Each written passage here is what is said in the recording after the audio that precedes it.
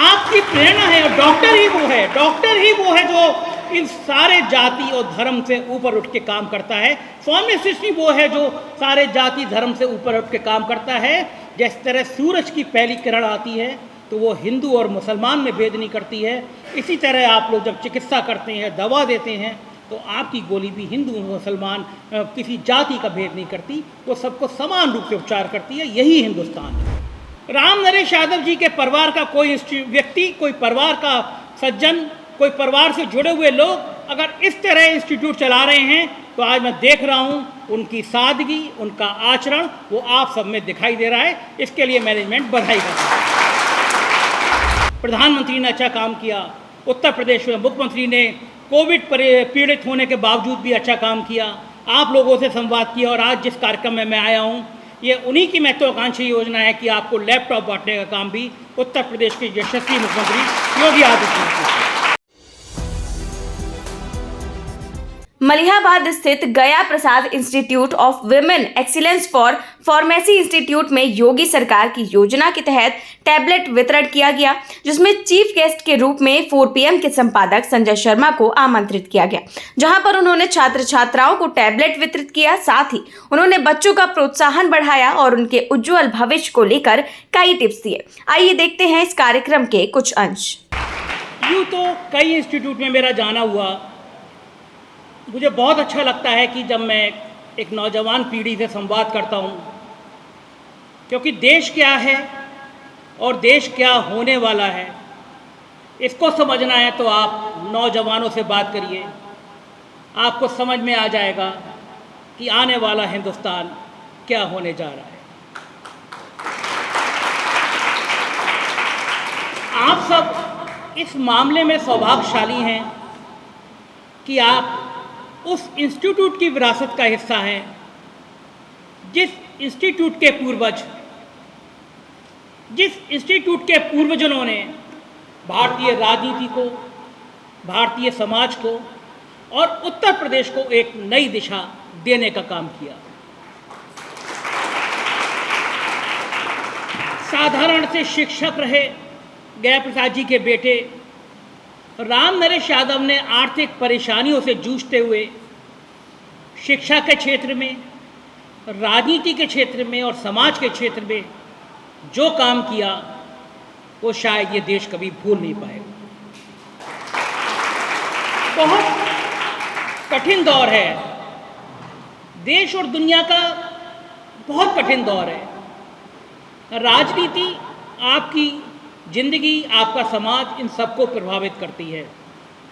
ऐसे दौर में जब राजनेता सिर्फ आर्थिक लाभ कमाने, अपराध करने, इस तरह की चीज़ों के लिए बदनाम हो रहे हैं, उस जमाने में राम नरेश यादव जी मुख्यमंत्री थे, और जब उन्होंने मुख्यमंत्री पद छोड़ा तो वो एक रिक्शे पर बैठ के चले गए।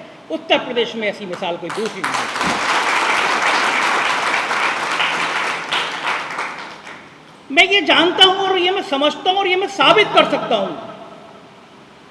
कि आपका परिवार, आपका परिवेश, आपका बैकग्राउंड ये तय करता है कि आप किस दिशा में जाएंगे और आप क्या करेंगे और आप समाज को क्या देंगे। राम नरेश यादव जी के परिवार का कोई व्यक्ति, कोई परिवार का सज्जन, कोई परिवार से जुड़े हुए लोग अगर इस तरह इंस्टीट्यूट चला रहे हैं, तो आज मैं देख रहा हूं उनकी सादगी, उनका आचरण वो आप सब में दिखाई दे रहा है। इसके लिए मैनेजमेंट बधाई करता है। पिछले 2 सालों से पूरी दुनिया एक भयंकर परेशानी भरे दौर में गुजर रही है। कोरोना की महामारी है। ये सौभाग्य की बात है कि भारत मजबूती से लड़ा। प्रधानमंत्री ने अच्छा काम किया। उत्तर प्रदेश में मुख्यमंत्री ने कोविड पीड़ित होने के बावजूद भी अच्छा काम किया, आप लोगों से संवाद किया, और आज जिस कार्यक्रम में मैं आया हूँ, ये उन्हीं की महत्वाकांक्षी योजना है कि आपको लैपटॉप बांटने का काम भी उत्तर प्रदेश के यशस्वी मुख्यमंत्री योगी आदित्यनाथ ने किया। अच्छा है, योगी आदित्यनाथ जी की ये प्रेरणा है और वो उनका विचार है कि नौजवानों के हाथ में अगर कोई बीमारी, कोरोना जैसी बीमारी है, घर पे बैठे हैं, तो उनको टैबलेट दिया जाए, उनको लैपटॉप दिया जाए, जिससे वो सीखें। एक मुख्यमंत्री का आचरण ये होना चाहिए जो योगी आदित्यनाथ जी ने किया है। आज आप लोगों को जो लैपटॉप में देने जा रहा हूं ये उसी का प्रतिफल है। लेकिन इस समाज को जिम्मेदारी जितनी मुख्यमंत्री की है उतनी आपकी भी है।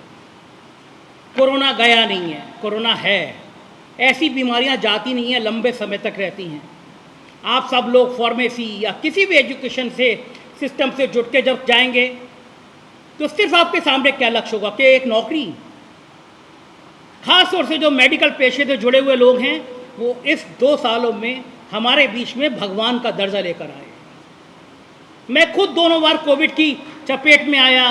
पहली चपेट में लोगों को खाना बांट रहा था, तब संक्रमण हुआ, हॉस्पिटल हुआ, और तब मैंने देखा कि हम मंदिर में तो भगवान की पूजा करते हैं, लेकिन असली भगवान वो थे जो 12-12 घंटे तक अपना पोशाक नहीं बदलते थे और 12 घंटे तक एक कपड़े में रहकर केवल आपकी सेवा करते थे। मैं ऐसे योद्धाओं को दिल से सलाम। उसमें से एक आप भी हैं। आप आज यहाँ सीख रहे हैं, कल आप जाएंगे, समाज के पास जाएंगे। एक बात याद रखिएगा, आप अच्छे फार्मासिस्ट हो सकते हैं, आप में से कुछ लोग और पढ़ाई करके डॉक्टर हो सकते हैं, कुछ अपना व्यापार शुरू कर सकते हैं, मगर ये इंस्टीट्यूट की प्रेरणा अगर आपको अंदर गई है तो ध्यान रखिएगा, आपको सबसे पहले समाज में एक अच्छा इंसान बनना है। अगर आपके मन में समाज के प्रति संवेदना है, अगर आपके मन में समाज के प्रति सहानुभूति है, अगर आपके मन में ये दर्द है कि पड़ोस में रहने वाला व्यक्ति या कोई अनजान व्यक्ति पीड़ा में है और आप अगर खाना खा ले रहे हैं, तो यकीन मानिए आप कुछ भी हो सकते हैं पर इंसान नहीं हो सकते। आपकी प्रेरणा है और डॉक्टर ही वो है जो इन सारे जाति और धर्म से ऊपर उठ के काम करता है। फार्मासिस्ट ही वो है जो सारे जाति धर्म से ऊपर उठ के काम करता है। जिस तरह सूरज की पहली किरण आती है तो वो हिंदू और मुसलमान में भेद नहीं करती है, इसी तरह आप लोग जब चिकित्सा करते हैं, दवा देते हैं, तो आपकी गोली भी हिंदू मुसलमान किसी जाति का भेद नहीं करती, वो सबको समान रूप से उपचार करती है। यही हिंदुस्तान है।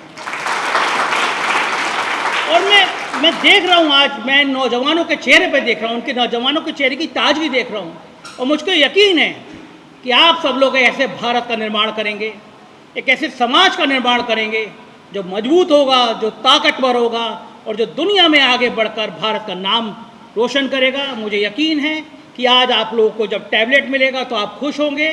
मुख्यमंत्री और उत्तर प्रदेश सरकार का धन्यवाद जो नौजवानों के हाथ में ये उपकरण दे रही है, जिससे वो दुनिया के तमाम तेज़ी से बढ़ने वाले कदमों के संग कदम ताल कर सकें। लेकिन फिर ये याद रखिएगा, आपको अच्छा इंसान बनना आपकी पहली प्राथमिकता है। मुझे यकीन है ये सबक आप लोग ज़िंदगी भर याद रखेंगे। बहुत बहुत शुक्रिया, थैंक यू।